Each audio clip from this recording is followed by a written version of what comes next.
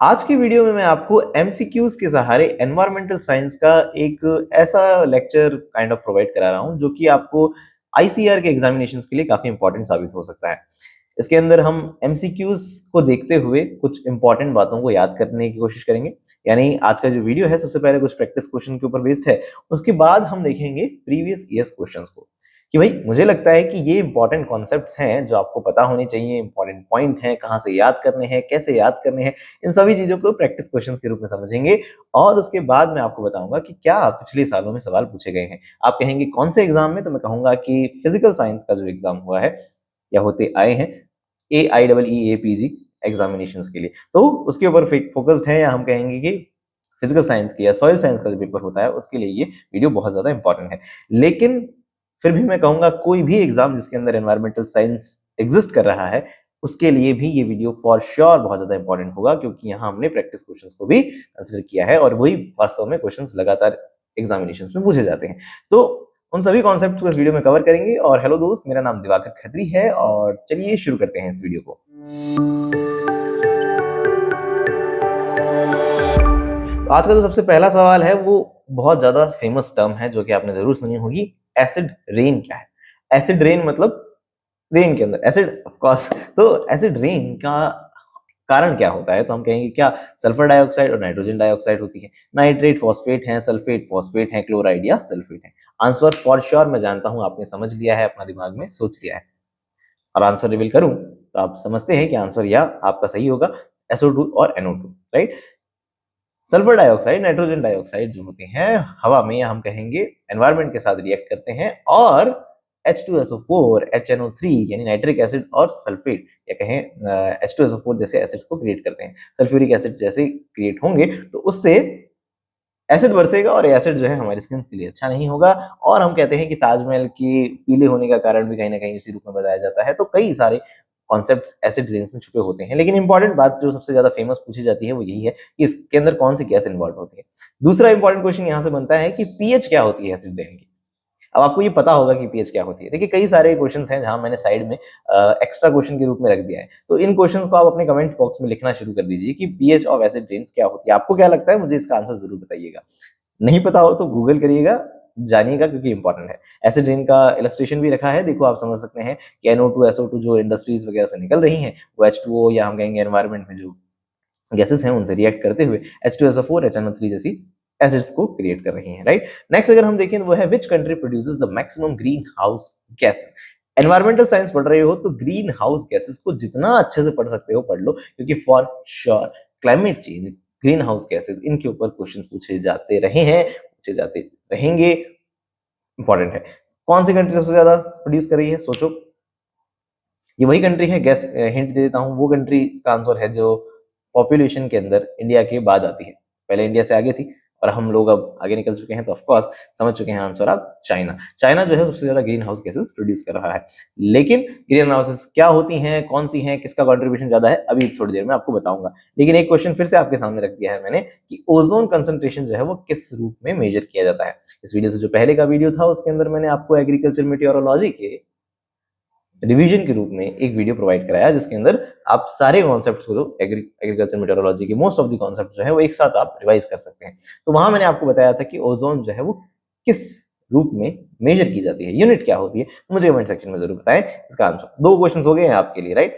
अच्छा, एक वीडियो मैंने पिछले कभी रिकॉर्ड किया था जिसके अंदर हमने ग्रीन हाउस इफेक्ट के ऊपर सारी बातें समझी थी, और इसका बहुत ही इंपॉर्टेंट पार्ट जो है वो है global warming potential, GWP। For sure examination में क्वेश्चन आता है, तो उस वीडियो को अगर आप टाइम मिले तो जरूर देखिएगा। उसका लिंक ऊपर आई बटन के साथ नीचे डिस्क्रिप्शन बॉक्स में अवेलेबल कराने की मेरी कोशिश रहेगी। चलो खैर, आंसर समझ गए थे। ग्रीन हाउस गैसेस सबसे ज्यादा चाइना प्रोड्यूस कर रहा है। क्या है ग्रीन हाउस गैसेस, अभी थोड़ी देर में मैं वापस रिवीजन के रूप में बताऊंगा। लेकिन अभी देखते हैं कि which wavelength of electromagnetic spectrum is responsible for the GHG effect. Green house gas effect के लिए कौन सी गैसेस रिस्पॉन्सिबल हैं? विजिबल, अल्ट्रावायलेट, इंफ्रारेड या माइक्रोवेव। ये तो आप जानते हैं कि विजिबल और माइक्रोवेव तो नहीं होनी चाहिए, तो मैं आपको कहता हूं कि बी और सी में से चूज करो क्या होना चाहिए। आई होप आपने आंसर सोच लिया है और आंसर होगा इंफ्रारेड। कैसे?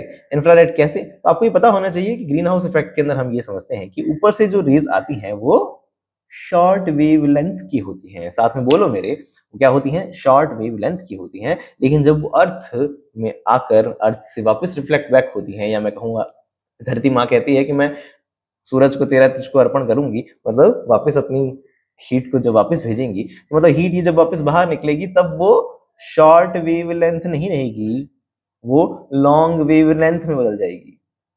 क्या बोल रहे हो? मुझे हमें तो नहीं मालूम। अगर इस तरह की चीजें नहीं पता है तो वो पिछला वीडियो देख लीजिएगा, आपको अच्छे से समझ आएगी। अगर जानते हो तो रिवाइज कर लो। क्या कि शॉर्ट वेवलेंथ के रूप में रेडिएशन आता है, लेकिन वापस जब जा रहा होता है तब वो लॉन्ग वेव रेडिएशन बन जाता है, और वो लॉन्ग वेव रेडिएशन को कार्बन डाइऑक्साइड कहती है। ना ना ना ना ना, वापस तो नहीं जाने दूंगी। यानी शॉर्ट वेव, हम कहते हैं शॉर्ट वेव आ कैसे गई अंदर? आ इसलिए गई क्योंकि अगर वेवलेंथ कम है, आप कहेंगे वेवलेंथ क्या होती है, हमें तो मालूम ही नहीं है। तो कोई बात नहीं, जैसे कि देखिए कोई भी जो वेव होती है उसकी पर्टिकुलर हम कहते हैं दो क्रस्ट के बीच का डिस्टेंस को वेवलेंथ कहते हैं। चलो वो it's not a big deal, पर मैं कह रहा हूं कि ये जो वेवलेंथ या लैम्डा जिसे हम कहते हैं, अगर वो जितनी कम होगी, वेवलेंथ जितनी कम होगी, उसके अंदर एनर्जी उतनी ज्यादा होती है। समझ आई मेरी बात? तो अगर हम कहेंगे कि वेवलेंथ कम है तो एनर्जी बहुत ज्यादा थी, एनर्जी बहुत ज्यादा थी, इसलिए घुस तो गई ये गैसेस, मतलब सॉरी घुस तो गया ये रेडिएशन, लेकिन जब वापस रिफ्लेक्ट बैक होके वापस जाने की बारी आई तब वो इंफ्रारेड में बदल गई, और वो इंफ्रारेड कहती है कि अब तो मेरी वेवलेंथ जो है वो बढ़ चुकी है। बढ़ चुकी है तो मतलब क्या हुआ, समझ रहे हो?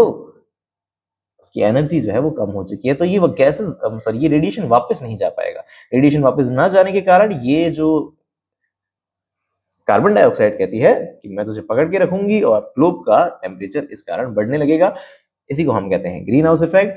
कार में भी हम देखते हैं, कार में अगर कहीं धूप में कार खड़ी है तो रेडिएशन अंदर तो आ जाते हैं, लेकिन कांच बोलता है वापस नहीं जाने दूंगा, मतलब वो कार अंदर भट्टी बन जाती है, यानी गर्म हो जाती है। चलो खैर, ये सीक्वेंस बहुत इंपॉर्टेंट है, कई सारे एग्जामिनेशन में फ्रीक्वेंटली पूछा जाता है। याद रखना कि गम आया, फिर एक्सरे कराया, किसने कराया? यूवी ने कराया, फिर इंफ्रारेड, फिर वो रेड हो गया। कुछ भी कहते हुए कोई भी ट्रिक बनाइए, याद करिए। मेरे पास तो फॉर टू बी ऑनेस्ट नहीं है कोई ट्रिक, लेकिन कुछ लोगों के पास होती है। आप अपने हिसाब से इस ट्रिक को जरूर याद रखें कि पहले gamma rays, X ray, UV rays, फिर विजिबल लाइट्स, फिर इंफ्रारेड, रडार, और उसके बाद रेडियो वेव। रेडियो वेव सबसे लास्ट में आती हैं, इनकी वेवलेंथ सबसे ज्यादा होती है। दो क्वेश्चन फ्रीक्वेंटली पूछे जाते हैं, वेवलेंथ का असेंडिंग ऑर्डर बता दो, या एनर्जी का असेंडिंग ऑर्डर बता दो। वेवलेंथ का डिसेंडिंग ऑर्डर बता दो, वेवलेंथ का या एनर्जी का डिसेंडिंग ऑर्डर बता दो। फ्रीक्वेंसी का है ना, एनर्जी और फ्रीक्वेंसी के अंदर सीक्वेंस सेम रहता है, क्योंकि E is equals to h nu होता है। आप कहेंगे बातें अफसर से ऊपर जा रही हैं, कोई बात नहीं। इस जो भी आपके सामने स्लाइड पे नजर आ रहा है, जो बातें मैं बोल रहा हूँ, long wave radiation, short wave radiation, please उसे कॉपी में लिख लीजिएगा, for sure it will be really helpful for your examination. चलो खैर आगे बढ़ते हैं अब, कि जैसा कि मैं कह रहा था कौन सी गैसेस कंट्रीब्यूट करती हैं, याद रखना कि पुराना डाटा तो कहता है कि सबसे ज्यादा कार्बन डाइऑक्साइड है, उसके बाद मैथेन है, उसके बाद CFC है, उसके बाद N2O है। यहां बहुत गलतियां होती हैं, NO2 नहीं है, N2O है, N2O है, N2O है। अरे ठीक है भाई, याद हो गया तो याद कर लेना ना। देखो ये पुराना डाटा है बहुत ज्यादा, लेकिन आजकल ये डाटा बताया जाता है कि देखो पहले 60% था, अब लगभग 80% तक कंट्रीब्यूशन कार्बन डाइऑक्साइड का है, फिर मेथेन है, फिर नाइट्रस ऑक्साइड है, और उसके बाद अदर गैसेस जैसे कि है ना, ये आई थिंक हेक्सा फ्लोरोक्लोराइड होते हैं, है ना, पॉलीफ्लोरोक्लोराइड, SF6 हेक्सा सल्फेट, है ना, हेक्सा फ्लोरोसल्फेट, और हेक्साफ्लोरोसल्फाइड, जो भी है नाम मैं हो सकता है ना बोल रहा हूँ सही, और NF3 हो गया। तो ये सभी गैसेस जो है वो 3.1% कंट्रीब्यूशन दिखा रही है। Kind of latest data I think 2023 का है ये, तो बट शायद 2023 भी नहीं, 2021 का है, आई एम सॉरी। तो इसको भी अगर आप याद रख पाए तो अच्छी बात है, लेकिन एग्जाम में सीक्वेंस पूछे जाते हैं कि अरेंज करके बताओ कौन सी गैस सबसे ज्यादा कंट्रीब्यूट कर रही है, तो नंबर 1 पे तो कार्बन डाइऑक्साइड आ जाएगी, लेकिन क्या कोई कार्बन डाइऑक्साइड से भी ज्यादा आ सकता है कभी? अगर आपने पिछला वीडियो देखा है, मतलब ग्रीन हाउस वाला वीडियो देखा है, तो आपको बता दूं कि ऐसा कहा जाता है कि कार्बन डाइऑक्साइड से भी ज्यादा अगर कंट्रीब्यूशन बताना हो तो हम वहां बताएंगे वाटर वेपर का। लिख लो अपनी कॉपी में, वाटर वेपर का जो होता है वो कंट्रीब्यूशन कार्बन डाइऑक्साइड से भी ज्यादा बताया जाता है। तो सेफ चलने के हिसाब से याद रखना, लेकिन जनरली H2O या हम कहें वाटर वेपर आता ही नहीं है ऑप्शन में, सिर्फ यही 4 लोग आते हैं, तो इसका सीक्वेंस आपको याद होना चाहिए। डन, समझ गए आप मेरी बात? अब पैडी फील्ड के अंदर कौन सी ग्रीन हाउस गैस निकलती है, ये मुझे कमेंट सेक्शन में आप अभी बता दीजिए। Global warming potential of green house gases जो है बताना है। ग्लोबल वार्मिंग पोटेंशियल क्या होता है, हम तो जानते ही नहीं है रे। अब जानते नहीं है तो पिछली वीडियो जरूर देखिएगा, लेकिन अभी मैं आपको बता दूं कि कार्बन डाइऑक्साइड को एक स्टैंडर्ड मान के चलते हैं कि बहन तू कितना ग्रीन हाउस इफेक्ट दिखाएगी, उसके कंपेयर में हम अदर गैसेस को देखते हैं। क्या बोला मैंने बोला कि कार्बन डाइऑक्साइड जो हमारी दोस्त बहन जो भी है उससे पूछा कि तू कितना कंट्रीब्यूशन देती है ग्रीन हाउस में इफेक्ट में, तेरे कंपैरिजन में हम दूसरी गैसेस को जज करेंगे। तो वो कहती है मुझे 1 मान लो, मुझे 1 स्टैंडर्ड मान लो। अब मेरे कंपैरिजन में सब लोगों को देख लो कि मेथेन कहती है मैं तो तुझसे 23 गुना ज्यादा ग्रीन हाउस के इफेक्ट दिखा सकती हूँ। N2O कहती है मैं तुझसे 300 गुना ज्यादा, या मैं कहूँ 296, है ना। वैसे तो पुराना डाटा है, ये डाटा चेंज भी हो चुके होंगे, आप देखेंगे लेटेस्ट डाटा के अंदर अलग अलग आसपास ही होंगे, लेकिन है ना 300 समथिंग होगा, ये 12,000 से थोड़ा ऊपर होगा, लेकिन ये शायद बहुत पुराना है। लेकिन रेफरेंस हमें याद होना चाहिए कि लगभग डाटा हमें याद होना चाहिए, चिपके नहीं रहना है इन डाटा के साथ, बस आइडिया रखना है, क्योंकि इसके सीक्वेंस पूछे जाते हैं, राइट। जैसा कि मैंने अभी आपको दिखाया, ये सीक्वेंस पूछा गया है ना, तो ये क्वेश्चन आता है एग्जाम में। तो ये लंब सम याद करने की कोशिश करें कि SF6 का बहुत ज्यादा है, उससे कम हम कह सकते हैं HFC23 का, HFC134A का थोड़ा कम है। N2O फॉर श्योर आता है, CH4 फॉर श्योर आता है, कार्बन डाइऑक्साइड फॉर श्योर आएगा, SF6 भी आ सकता है एग्जाम में। चलो यही आपको पूछे हैं, आप इसका सीक्वेंस करते हुए आंसर समझ चुके हैं क्या होगा, राइट। बताने की जरूरत नहीं है ना। सबसे ज्यादा सबसे कम कार्बन डाइऑक्साइड, क्योंकि वो नंबर 1 पे है, उसका सिर्फ एक ही है, GHG। क्या होता है GHG, सॉरी GHP, है ना, ग्लोबल वार्मिंग पोटेंशियल बोलते हैं इसे, GWP, सॉरी GWP समझ गए क्या होता है। तो अब सबसे 1 नंबर पे कार्बन डाइऑक्साइड, 2 नंबर पे CH4, उससे ज्यादा N2O क्या था, N2O कितना था, लगभग 300 था। अब इससे भी बंदा से भी कोई आगे है तो वो कौन, SF6 है। ठीक है भाई साहब, समझ गए हम आपकी बात, बहुत बढ़िया, आंसर भी आप समझ चुके हैं। अब देखते हैं क्योटो प्रोटोकॉल कैसे रिलेटेड है, बताइए। क्योटो प्रोटोकॉल आपका आंसर क्या होगा, मन में आंसर सोच लिया, मैं जानता हूं। अब आंसर रिवील कर देते हैं, आंसर होगा GHG, green house gas effect से रिलेटेड है।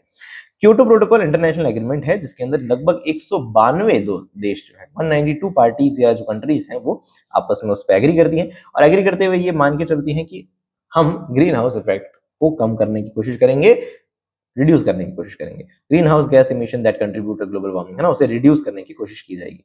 तो ये आया 1997 में, था लागू कब हुआ लॉ के रूप में, 2005 में। तो 2 ईयर याद रखने हैं क्योटो प्रोटोकॉल से रिलेटेड जो एग्जाम में आ सकते हैं, 1997 और 2005, ठीक है।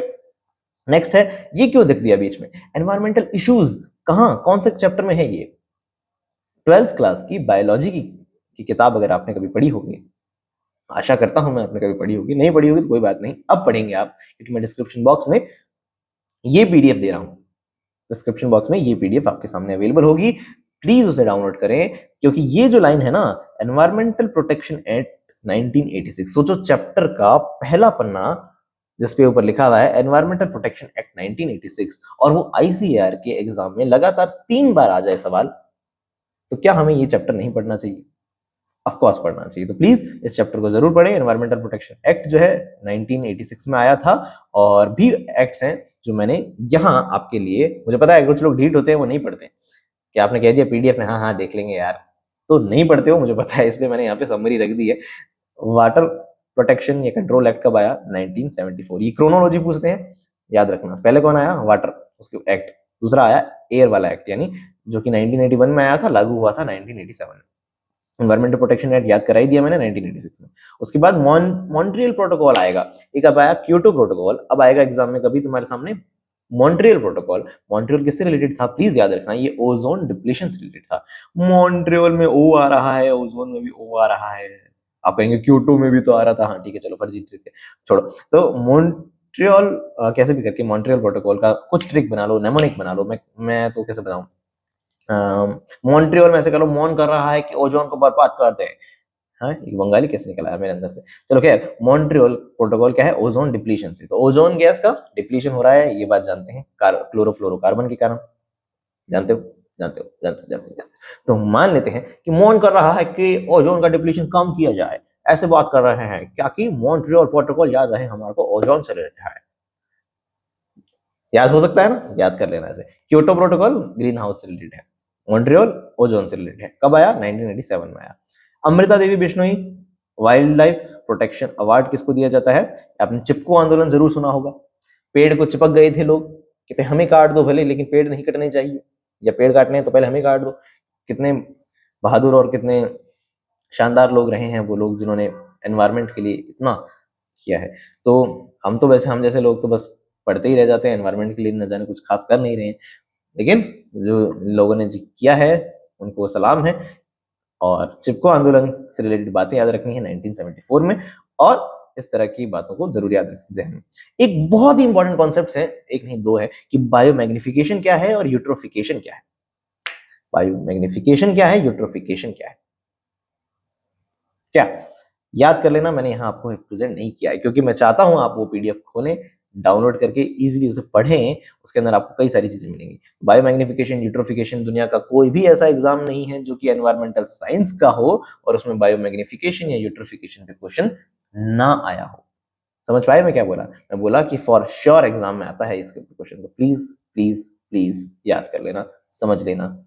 समझ में नहीं आया तो मुझे कमेंट सेक्शन में बताना कि भाई साहब यूट्रोफिकेशन समझा देते तो अच्छा रहता, तो मैं समझा देता। वैसे मुझे लगता है आ जाएगा समझ में, आप इजीली पढ़िएगा, बहुत पॉपुलर टॉपिक्स हैं ये सारे टॉपिक्स आप देख रहे हैं, पॉपुलर हैं, इंपॉर्टेंट हैं, समझ ही पा रहे हैं आप। चलो खैर, तो वाइल्ड लाइफ प्रोटेक्शन एक्ट कब आया? 1972 में। याद करने हैं ये सारे, इंपॉर्टेंट हैं। फॉरेस्ट कंजर्वेशन एक्ट आया 1980 के अंदर। EIA फुल फॉर्म आ सकती है एग्जाम में, एनवायरमेंटल इंपैक्ट असेसमेंट कहते हैं इसे। फरवरी 2 को हम वाटर वेटलैंड डे बनाते हैं। रामसर साइट्स जो होती हैं वो वेटलैंड से रिलेटेड है, कॉपी में लिख लीजिएगा एक बार। मार्च 21 को हम वर्ल्ड फॉरेस्ट डे बनाते हैं, और 7 अप्रैल को वर्ल्ड हेल्थ डे बनाया जाता है। चलो ये तो अभी, चलो ठीक है यहाँ रख दिया। अप्रैल 22 को हम अर्थ डे बनाते हैं। 5 जून बच्चा बच्चा जानता है, इसे वर्ल्ड एनवायरमेंटल डे कहते हैं। जून 11 को हम वर्ल्ड पॉपुलेशन डे बनाते हैं, पॉपुलेशन भारत नंबर 1, ओहो। उसके बाद अगस्त 6 को हम हिरोशिमा नागासाकी जो हुआ था उसकी याद में हिरोशिमा डे बनाते हैं। और सितंबर 16 को, ये बहुत इंपॉर्टेंट है, वर्ल्ड ओजोन डे बनाते हैं। सितंबर 28 को ग्रीन कंज्यूमर डे बनाते हैं। अक्टूबर 1 से 7 को वाइल्ड लाइफ वीक कहा जाता है। 5 दिसंबर को मेरा फेवरेट सॉइल डे बनाया जाता है, क्योंकि सॉइल साइंस का स्टूडेंट हूँ यार, तो चलो क्या। Effect of sewage discharge on soil, important characteristics of river. बहुत इंपॉर्टेंट कॉन्सेप्ट है कि भाई साहब जैसे जैसे पानी के अंदर गंदगी बढ़ेगी तो बैक्टीरिया लोग बढ़ेंगे, क्योंकि उसे डिकम्पोज करना चाहेंगे ना वो लोग, उनको खाना मिल रहा है। तो बैक्टीरिया अगर बढ़ेंगे तो ऑक्सीजन की डिमांड भी बढ़ेगी। तो हम ये कह रहे हैं कि बायोलॉजिकल ऑक्सीजन डिमांड अगर कम होती जाती है तो डिसॉल्व्ड ऑक्सीजन बढ़ती जाती है? कॉन्सेप्ट समझ आया क्या? ये कॉन्सेप्ट ये कहना चाह रहा है, इसकी तरफ मत देखो, पहले स्क्रीन पे मत देखो, मेरी तरफ देखो। मैं ये कहना चाह रहा हूं कि अगर पानी गंदा है तो जितनी ज्यादा गंदगी होगी उसमें उसमें उतने ज्यादा बैक्टीरिया होंगे, जितने ज्यादा बैक्टीरिया होंगे तो उसकी बीओडी भी उतनी ज्यादा होगी। अगर मान लेते हैं गंदगी कम होती जाएगी तो बायोलॉजिकल ऑक्सीजन डिमांड भी कम होती जाएगी। राइट? समझ आ रहा है मैं क्या कह रहा हूँ? गंदगी कम होती जाएगी तो बीओडी भी कम होती जाएगी, लेकिन डिसॉल्व्ड ऑक्सीजन, जो पानी में घुली हुई ऑक्सीजन है, वो क्या होती जाएगी? बढ़ती जाएगी। मतलब या कह सकते हैं पानी साफ होता जाएगा। आप कहेंगे हमें समझ में नहीं आया, कोई बात नहीं, इस चार्ट को, इस कॉन्सेप्ट को याद रखना। मेरी पहले ये कुछ जो बातें मुझे लगता है समझ आई होंगी आपको, कि पानी गंदा है तो बैक्टीरिया ज्यादा होंगे, बैक्टीरिया ज्यादा होंगे तो बीओडी ज्यादा होगी, बस ये याद रखना, काम की बात है। चलो नेक्स्ट हम देखते हैं, वो है मिनामाटा डिजीज किससे रिलेटेड है? मिनामाटा इंसिडेंट बोल दीजिए, एक से रिलेटेड है। जानते हो, जानते हो, जानते जानते जानते जानते HG यानी मर्क्यूरी। वो जोक सुना है क्या? अरे मर्क्यूरी है ना? ऐसा कहते हैं कि राजस्थान के अंदर एक टीचर क्लास में पढ़ा रही थी, जोक कर लेते हैं, टीचर क्लास में पढ़ा रही थी, बहुत पॉपुलर और बहुत घिसा पिटा जोक है ये, कि टीचर क्लास में पढ़ा रही थी, टीचर कहती है कि सन के सबसे ज्यादा क्लोजेस्ट प्लेनेट कौन है? अरे राजू बता रे, सन के सबसे क्लोजेस्ट प्लेनेट कौन है? राजू बोलता है बता रही हूं मर्क्यूरी है, बता रही हूं मर्क्यूरी है। मर्क्यूरी बोलता है मर क्यों रही है, वो कुछ बोलना चाह रहा था, लेकिन मैम ने समझ रहा है ये कह रहा है कि मर्क्यूरी है, and she was be like very good बेटा, वेरी गुड राजू। तो ये बहुत फर्जी जोक था, पुराना जोक था, बट बता दिया ताकि आप याद रख सकें कि मीनामाटा जो रिलेटेड है मर्क्यूरी से। Minamata mercury, Minamata mercury, Minamata mercury, M M याद रखना। HG is related to Minamata. क्या और भी कुछ इंपॉर्टेंट है? बहुत ही ज्यादा इंपॉर्टेंट है कि नाइट्रेट जो है वो ब्लू बेबी सिंड्रोम से रिलेटेड है। नाइट्रेट जब पानी में ज्यादा हो तब ब्लू बेबी सिंड्रोम हो सकता है। कैडमियम ज्यादा हो तो इटाई इटाई हो सकता है। देखो ये चेंज है, ध्यान रखना, ये एरो लगा दिया है मैंने, मुझे मत बोलना कि आपने गलत पढ़ा है, नहीं। Cadmium is related to itai itai. Arsenic is related to काले पांव यानी ब्लैक फुट। अरे सैनिकों के पांव काले रह गए रे, आर सैनिक, सैनिक है ना, सैनिकों के पांव काले, याद रख लेना। यार ट्रिक्स बनाओ, याद रख पाओगे। Mercury is related to Minamata. Done. Next है नॉक नी डिजीज किससे रिलेटेड है? चक दो, बताओ आंसर क्या होगा। आंसर होगा फ्लोराइड पॉल्यूशन। फ्लोराइड जब हो जाएगा ज्यादा तो नॉक नहीं होती है। लेकिन एक बोनस के रूप में एक चीज और रख दी है कि योशु डिजीज क्या होती है। हो सकता है आपने ना सुना हो उसके बारे में। और योशु डिजीज भी जापान से रिलेटेड है। योशु नागा मैम को जानते हो क्या? शायद शिनचैन शिनचैन में आती थी। योशु नागा मैम शायद शिनचैन में थी या इंजा थोड़ी कहीं ना कहीं तो थी। जापान के ही किसी सीरियल में है, तो वहां योशु को याद रख लेना। जापान से रिलेटेड है। 1968 के अंदर पॉलीक्लोरिनेटेड बाइफेनाइल्स जब ज्यादा हो गए, है ना, ऑयल के अंदर जब पॉलीक्लोराइड क्लोरिनेटेड बाइफेनाइल्स ज्यादा हो गए, तब उस कंडीशन में योशु डिजीज हुई, जिसे ऑयल डिजीज भी कहा जाता है। और पीसीबी याद रखना है, फिजिक्स केमिस्ट्री बायो, हाँ वैसे याद रख लो। PCB is related to the Yusho disease, याद रखना, इंपॉर्टेंट है। Next, which one is the secondary pollutant? Secondary pollutant कौन है? आप कहेंगे हम तो ये नहीं जानते कि प्राइमरी पॉल्यूटेंट कौन है, सेकेंडरी तो क्या खाक बताएंगे?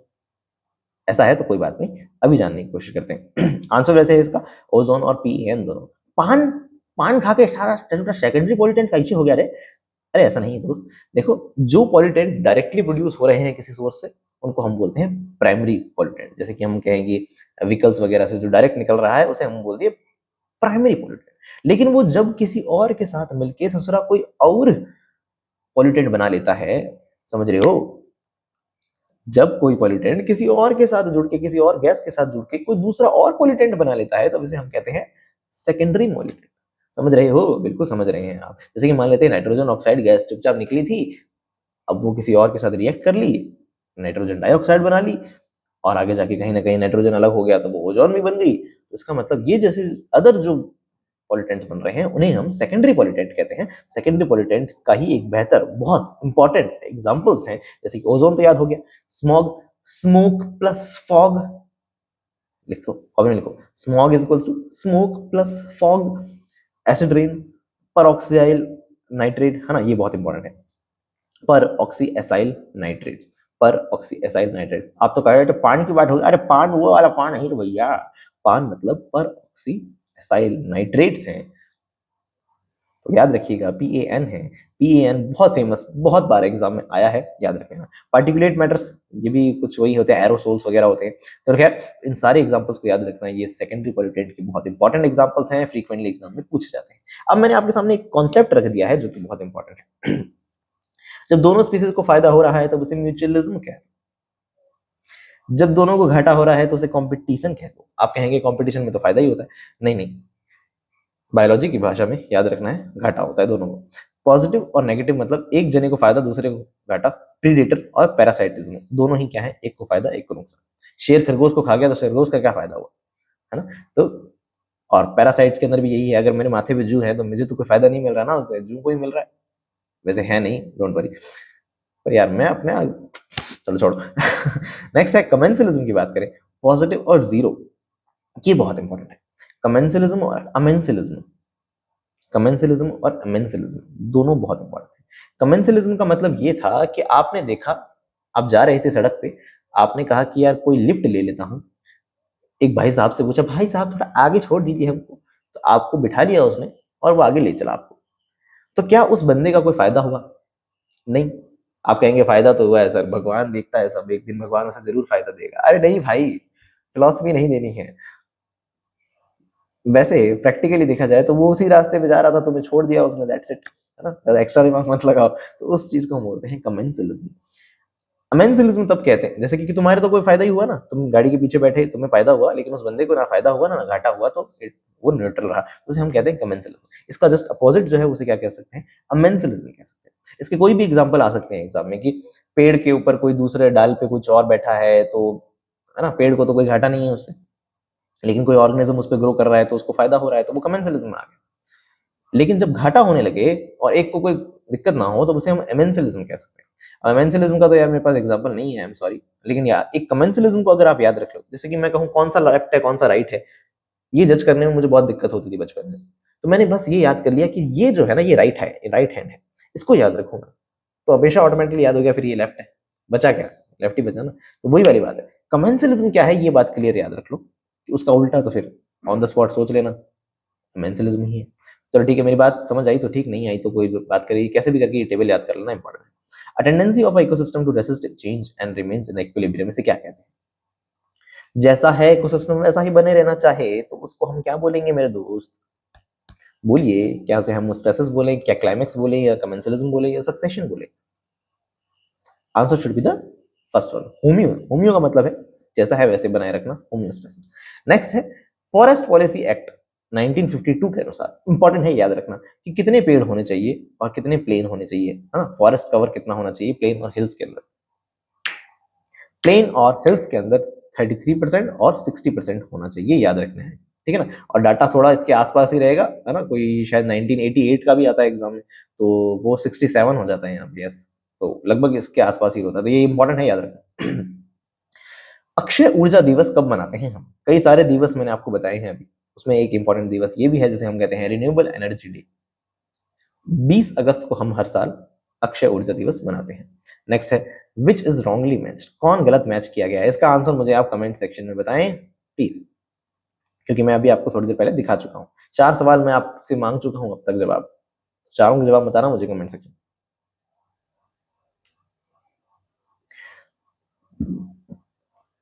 नेक्स्ट है the philosophy and the behaviour adjustment of an organism to change in its environment, इसे क्या कहते हैं?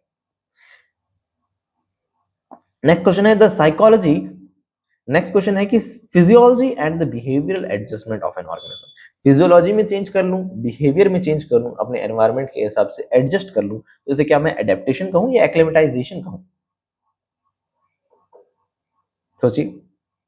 मेरे ख्याल से एडेप्टेशन वर्ड हम जो है वो कोई अदर सेंस में काम में लेते हैं, इसका आंसर एक्लेमेटाइजेशन होगा।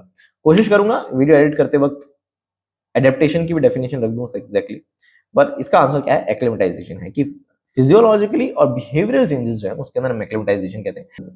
ड्रिंकिंग वाटर में ई कोलाई कितना होना चाहिए कि आप उसे पी सको? Critical limit of E coli, E coli क्या होता है बे? ई कोलाई है, अरे ई कोलाई मतलब क्या है? ई कोलाई मतलब है इशरेशिया कोलाई, एक तरह का बैक्टीरिया है जो कि गंदे पानी में होता है, समझो। It's it's an indicator, indicator अगर गंदे पानी मतलब पानी के अंदर ई कोलाई है तो उसका मतलब पानी कंटेमिनेटेड है, उसमें फीकल वेस्ट है। समझ रहे हो क्या बोल रहा हूँ? करेक्टेड हो मुझसे अब तक? मैं क्या बोल रहा हूँ समझ पा रहे हो मुझे? आई होप मुझे समझ पा रहे हो आप। ई कोलाई क्या है? ई कोलाई दिखा दो यार, फोटो दिखा दो एक बार। अच्छा आंसर है इसका 0, ई कोलाई नहीं होना चाहिए पानी में, अगर नहीं होगा तो पानी गंदा है, कंटेमिनेटेड है, ऐसा होता है E coli. E coli is a water in a water is an indicator of faecal contamination, याद रखिएगा बुआ, which can cause a health risk, अगर ई कोलाई को पी जाओगे तो दिक्कत हो जाएगी। तो नेक्स्ट है सिम्बायोटिक एसोसिएशन ट्री और रूट के बीच का बच्चा बच्चा जानता है? माइको और राइजा, माइको मतलब फंगस, राइजा मतलब रूट होगा आंसर। एलोपैथी क्या है, कमेंसलिज्म क्या है, दोनों बातें आपको पता होनी चाहिए। अभी मेरे पास टाइम कम है तो मैं नहीं बता पाऊंगा इसके बारे में। नेक्स्ट क्वेश्चन है कि which form of the chromium is most toxic? आप कहेंगे टॉक्सिक तो हमारा एक्स हुआ करता था, अरे यार क्रोमियम पे फोकस करो, अपनी पर्सनल लाइफ मत लाओ बीच में। Which form of the chromium is most toxic, तो याद रखना कि क्रोमियम +3 +6 या क्रिस तो कुछ होता ही नहीं, एलिमेंटल क्रोमियम क्या होना चाहिए answer? Answer should be the second one, chromium +6 को आई थिंक मोस्ट टॉक्सिक माना जाता है। चलो खैर, अब फिर प्रैक्टिस क्वेश्चन जो फॉर श्योर ज्यादा इंपॉर्टेंट थे ही, अब और भी ज्यादा इंपॉर्टेंट पार्ट शुरू हो गया इस वीडियो का, जो कि है प्रीवियस ईयर क्वेश्चंस। एग्जाम में सीधा पूछे जाते हैं, याद रखेंगे। WHO स्टैंडर्ड्स के अकॉर्डिंग ड्रिंकिंग वाटर में कितना नाइट्रेट होना चाहिए? बच्चे बच्चे को पता होना चाहिए, बहुत ज्यादा इंपॉर्टेंट है। हर साल एग्जामिनेशन में यूजीसी नेट देख लो, चाहे कुछ भी एग्जाम उठा के देख लो, ये क्वेश्चन जरूर मिलेगा आपको। पता है आंसर क्या है? Answer should be the 10 milligram nitrate nitrogen पर लीटर।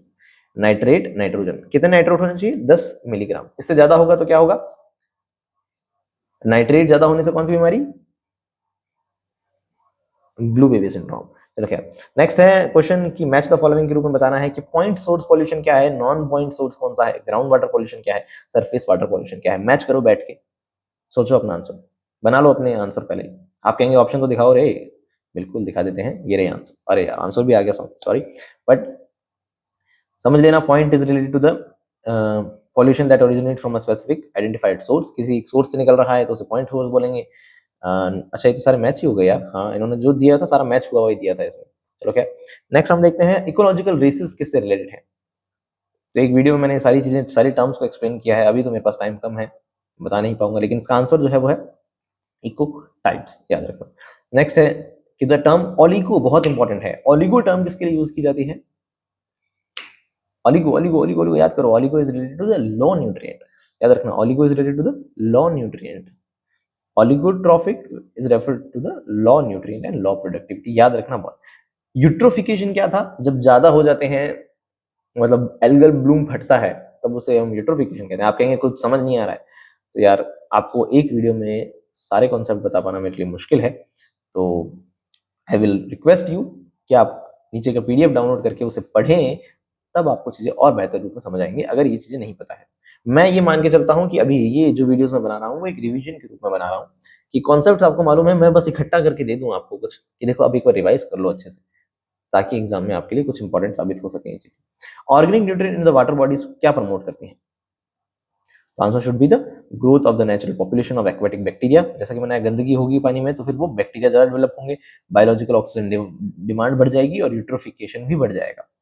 यूट्रोफिकेशन मतलब होता है कि पानी के अंदर जब न्यूट्रिएंट ज्यादा हो जाते हैं, तो ऐसी कंडीशन में एल्गी जैसे प्लांट्स जो है वो फट जाते हैं। फट जाने मतलब बहुत ज्यादा ग्रोथ कर लेते हैं, जिसे हम कहते हैं यूट्रोफिकेशन। चलो क्या है, the process of self purification of polluted water can be noted bye. Self purification physical, chemical, biological सभी चेंजेस से हो सकता है। नेक्स्ट हम देखते हैं फोटोकेमिकल स्मॉग जो है ना, स्मॉग अभी जो बताया था सेकेंडरी पॉल्यूटेंट है in urban area is mainly due to the presence of the smog. Physiochemical smog important है, इसके कारण क्या हो सकते हैं बताया था मैंने, इंपॉर्टेंट है ये सारी चीजें। पान, वही पान, तो याद रखना ओजोन, पान और नाइट N2O, नहीं NO2, नाइट्रोजन डाइऑक्साइड बोल दो, N2O बोल दो, दोनों ही हो सकते हैं, वैसे N2O ग्रीन हाउस गैस है। चलो खैर, द एनवायरमेंटल प्रोटेक्शन एक्ट, जैसा कि मैंने कहा था, लगातार 3 बार सवाल पिछले सालों में आया, मैंने एक बार ही रखा है, लेकिन लगातार 3 बार आ चुका है, 1986 होगा, ठीक है ना। नेक्स्ट है कि which law is industries like to cause environmental pollution should be examined by. अगर इंडस्ट्रीज पॉल्यूशन क्रिएट कर रही हैं तो कौन सा लॉ में आएगा? एनवायरमेंटल प्रोटेक्शन एक्ट में ही आएगा, 1986 में ही आएगा। चलो नेक्स्ट है एग्जांपल ऑफ सेकेंडरी पॉल्यूटेंट, अभी पूछा था मैंने, वापस आ गया है, PAN should be the right answer. Next question क्या है? UN conference on the human environment, ये इंपॉर्टेंट है, ये कब हुआ था याद रख लेना, 1972 में।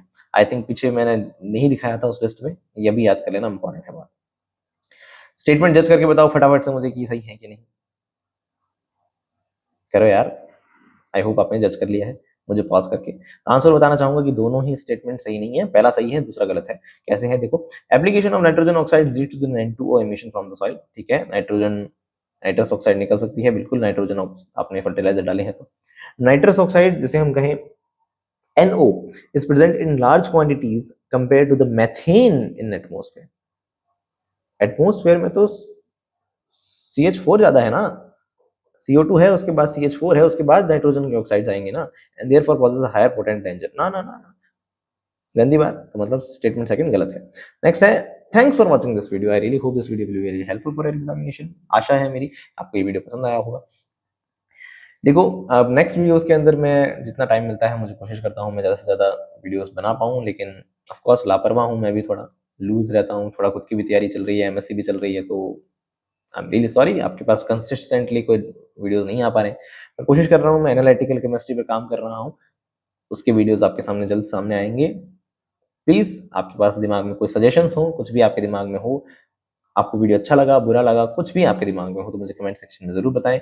आपके कमेंट्स मेरे लिए बहुत इंपॉर्टेंट है, मुझे बिल्कुल बूस्ट मिलता है कि यार वीडियो बनाऊं, वरना मैं तो बेड पे पड़ा ही रह जाऊं, है ना। नहीं, ऐसा पड़ा तो नहीं रहता हूँ, काम तो है खूब, बट ठीक है, बट स्टिल जो भी हो, आप मुझे अपने विचार कमेंट सेक्शन में जरूर बताएं। मिलते हैं नेक्स्ट वीडियो के अंदर, तब तक के लिए बाय बाय, टेक केयर।